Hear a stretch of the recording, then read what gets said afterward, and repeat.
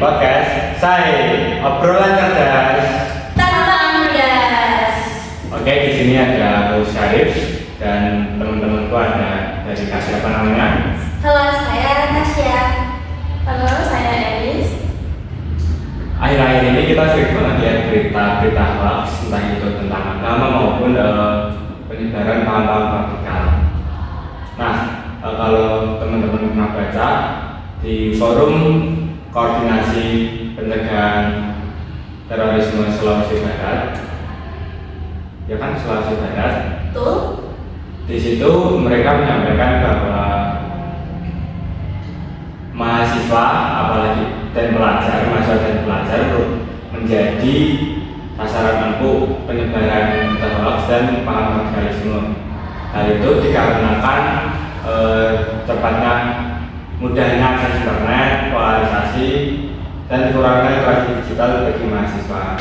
Kalau menurut Kak Rizka dan Kak Tasya, apa penyebab mahasiswa menjadi sasaran empuk penyebaran berita hoax dan paham radikal? Kalau menurutku ya kan di era digital ini ya ada media sosial mulai dari IG, TikTok, Twitter dan lain-lain. Dan kalau kita lihat lagi sebagian besar pasti isinya itu anak muda, karena mahasiswa ataupun pelajar. Yeah. Jadi kan kalau misalnya ada berita-berita yang muncul, pasti kan anak muda kan gampang mana ya karena sering banget membuka media sosial. Iya, kita kan 24/7 banget nih kayak buka-buka sosial media. Ini tuh algoritma kita tuh juga ikut menyebarkan berita-berita itu loh. Jadi saat kita mengecek itu lagi scroll, muncul berita hoax yang judulnya tuh benar-benar bikin kita kayak berasa darurat, berasa kita marah. Itu tuh ikut banget algoritmanya. Jadi itulah mengapa. Soalnya cenderung kalau di zaman sekarang tuh cenderung gampang percaya aja. Betul, kita kayak mencari info ini gampang enggak? iya, Percaya aja gitu. iya usia muda kan kayak gampang banget ini yang kena kayak sentil-sentilan gitu. Dia gampang distract, gampang marah gitu aja. Ya, benar sekali bahwa memang di zaman teknologi kita ini, baik khususnya anak remaja itu terlalu banyak informasi yang mereka serap dan jarang mereka mencari dulu informasi tersebut. Nah, di FKPD sendiri juga menyampaikan bahwa hoax berbasis agama itu cenderung lebih cepat viral dan lebih mudah dipercaya di masyarakat.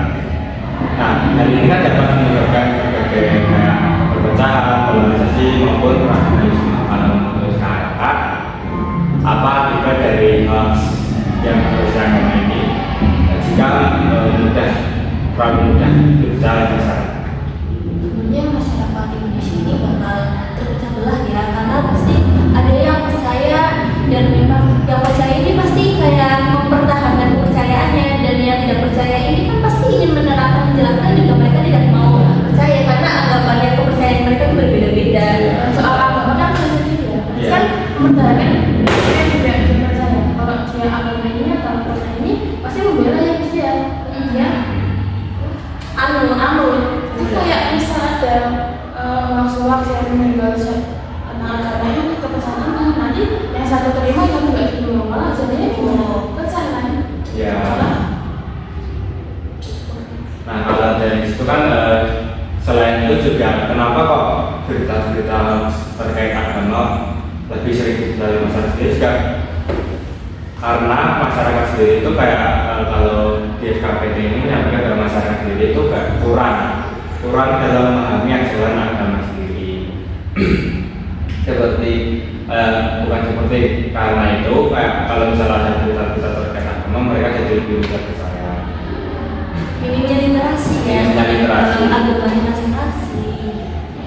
Terus juga mungkin salah satunya karena kadang-kadang pun ketika dalam agama mereka atau agama mereka tuh kayak kurang mendalami tentang agama mereka itu tidak sebatas kayaknya sebatas tahu aja. Jadi misal ada berita-berita hoax, berita panas yang muncul, mereka itu gampang gimana ya, kayak gampang terpancing tanpa telusuri dulu benar adanya dan juga gampang terpancing karena kurangnya pemahaman ke diri sendiri juga karena menghindari ngomong soal literasi kan ini masih mahasiswa betul. Betul. Nah kalau dari teman-teman kakak ini, apakah mahasiswa sekarang itu cenderung lebih mudah berita hoax atau mungkin jaranglah mahasiswa yang terkena berita hoax? Saya sih mudah banget ya terkena berita hoax. Apalagi Indonesia ini kan memang di bawah rata-rata ya dalam Iya. literasinya, sehingga kalau misalnya ada berita-berita gitu, apalagi anak muda itu kan gampang tersentil sama berita-berita, gampang ke Apa bisa lah pokoknya, sama terpancing emosinya.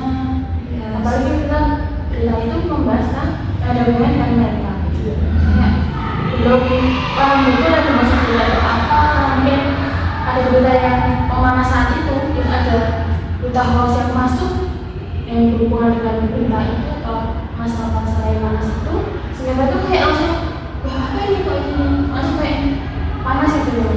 Iya, Kalau kalau sekarang kan terpancing. juga lewat meme agama gitu. Memang jadinya berita hoax itu lebih pendekatannya itu dengan apa yang para pelajar suka gitu. Iya. Nah, tapi kan kalau di mahasiswa sendiri itu kan diajarkan untuk memverifikasi suatu informasi. Nah, kenapa kok masih banyak mahasiswa yang kayak terkena berita hoax itu kira-kira kenapa ya? Karena mereka tidak cek dulu beritanya, padahal banyak platform-platform di internet itu yang bisa membuktikan kebenaran dari suatu berita, dari suatu informasi. Nah itu karena mungkin memang kurangnya berpikir jangka panjang gitu, langsung tersebut emosi. Mungkin karena keterlibatan manusia seperti itu. Mungkin dari sejarah dan di sini kalau misalnya ada sesuatu yang baru, saya udah percaya. Tapi kalau cenderung anak kecil lah, gimana ya? Bisa dari sendiri berani kayak sesuatu yang baru, mereka langsung terima tanpa mengelola atau mencari bentuk kebenaran. Biasanya udah praktis dari itu. Oke, selanjutnya kalau di lingkungan mahasiswa sendiri gimana ya?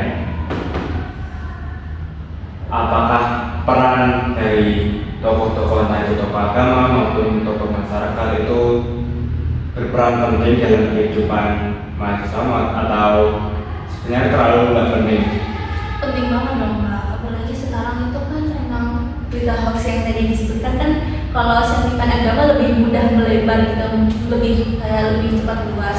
Jadinya tokoh-tokoh agama itu penting banget untuk didatangkan karena emang permasalahannya itu dari misalnya karena keagamaan gitu, maka solusinya bisa dari ini kayak penyuluhan dari tokoh agama yang besar gitu, tokoh agama besar.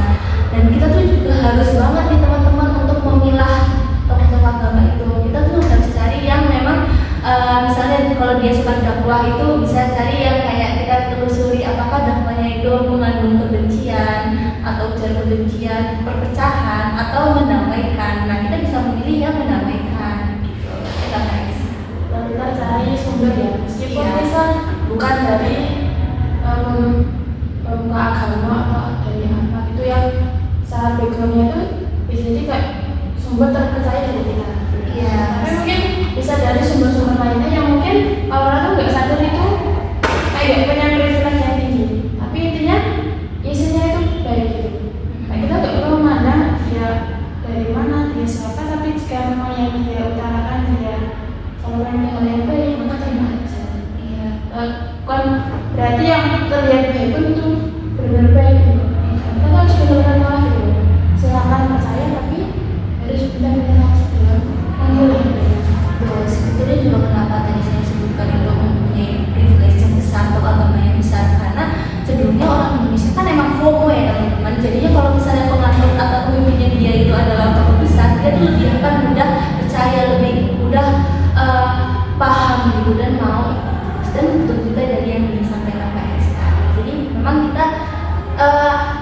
kita pilih memang yang sepenuhnya kita aja gitu, bebas apa aja, yang penting mengarahkan ke arah yang lebih baik. Ya, kalau tadi kan disebutkan bahwa kita memang perlu katanya memfilter tokoh agama yang ingin kita anut lah katakannya.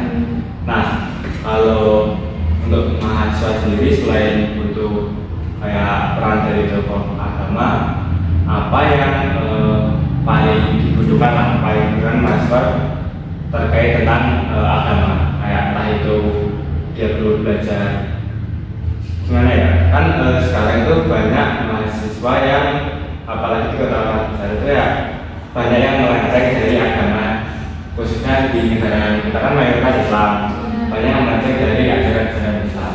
Nah, apa yang dibutuhkan mahasiswa kayak biar mereka itu kayak kembali ke jalan yang benar?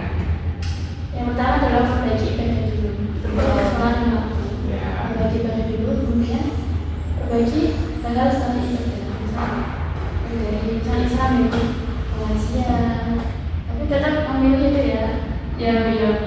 Memang kan ada yang melenceng. Cuman itu berawal tuh memang kita tuh kesadaran ya teman-teman, kesadaran dari diri kita dulu, baru dari faktor orang lain. Nah kalau kita misalnya ada yang berubah dari dalam diri kita, itu kan nanti akan memunculkan hal-hal yang lebih baik lagi ke depannya gitu. Apalagi suatu kita misalnya mau melakukan sesuatu kan itu pilihan kita ya, kita harus tahu tuh konsekuensinya apa, jangka panjangnya apa gitu. Termasuk dalam penyebaran berita hoax ini, kita tuh harus sadar banget nih, kita harus cek dulu ini teman-teman kalau berita, baru nanti kita juga harus pikir kalau misalnya kita asal nih menyebarkan berita, apa sih jangka panjangnya. Banyak banget loh faktor-faktor atau efek samping dari kita yang asal menyebarkan berita hoax. Nah, kan seperti yang sudah dibahas tadi dari awal kan, dari mahasiswa muda menjadi sasaran paham ajaran berdakwah dan kurangnya ajaran keagamaan pada masyarakat maupun mahasiswa serta peran untuk agama. Nah, kalau dari sini kan saya simpulkan bahwa emang masih banyak orang yang mudah tertipu berita. Karena itu kan kita perlu yang namanya literasi, sering-sering kan membaca, di verifikasi ulang informasi yang sudah dapat benar atau tidak, apalagi terkait agama di mana yang kebanyakan anak-anak zaman sekarang khususnya itu jarang yang benar-benar belajar tentang agama. Masih banyak mahasiswa yang ya jauh lah dari kata baik seperti bidang agama. Nah, kalau sebagai mahasiswa apa yang mungkin solusi apa yang dapat diberikan maupun peran mahasiswa dalam mengurangi penyebaran hoax maupun paham radikal di masyarakat? Bagi mahasiswa apa yang sebaiknya mungkin yang tidak dilakukan untuk mengurangi hal tersebut, kira-kira apa? Kalau solusi jangka pendeknya seperti tadi yang udah dibahas adalah cek dulu baru share. Kalau solusi jangka panjang kita tuh bisa melakukan verifikasi ini. Dan solusinya yang jangka pendek lagi tadi ada nih, kita kalau misalnya di komentar tuh lebih baik lagi, lebih bijak gitu, berpikir lebih bijak. pahamnya baru respon. Nah betul sekali. Kalau dari Mas Arief ini bagaimana? Kalau dari yang sendiri juga sama, kayak mungkin kita bisa kayak apalagi kan kita sebagai manusia itu pasti ada keluarga ya. Kita mulai dari kayak itu orang tua kita ya, kita misal mereka ada informasi, kita pastikan kita minta mereka untuk kayak dicek dulu benar atau tidak, terus kita telusuri dulu beritanya asalnya dari mana, sebenarnya benar atau tidak. Jadi memang yang kita butuhkan saat ini tuh sering-sering membaca. Tuh, literasi ya teman-teman. Luangkan waktu ya, Iya. literasi dan luangkan waktu untuk mencari kebenaran. Iya banyak loh yang bersedia untuk mengecek berita-berita hoax. Jadi jangan mudah tersulut api ya.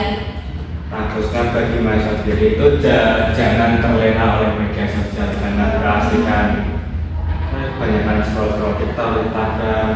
Sebaiknya kalau bisa dikurang-kurang, kita mulai berubah lah, lebih coba baca buku, hal-hal yang lebih bermanfaat. Ya sebenarnya nggak apa-apa kita kayak scroll TikTok, Instagram itu emang baik, tapi kalau berlebihan kan juga nggak baik untuk kita sendiri. Betul, iya. Apalagi kita ya sebagai warga Indonesia kita punya hak banget nih untuk mendapatkan berita-berita yang asli. Dan kita juga punya kewajiban ya teman-teman, kita juga harus memberikan informasi yang benar. Gitu. Jadi jangan sampai kita warga negara sendiri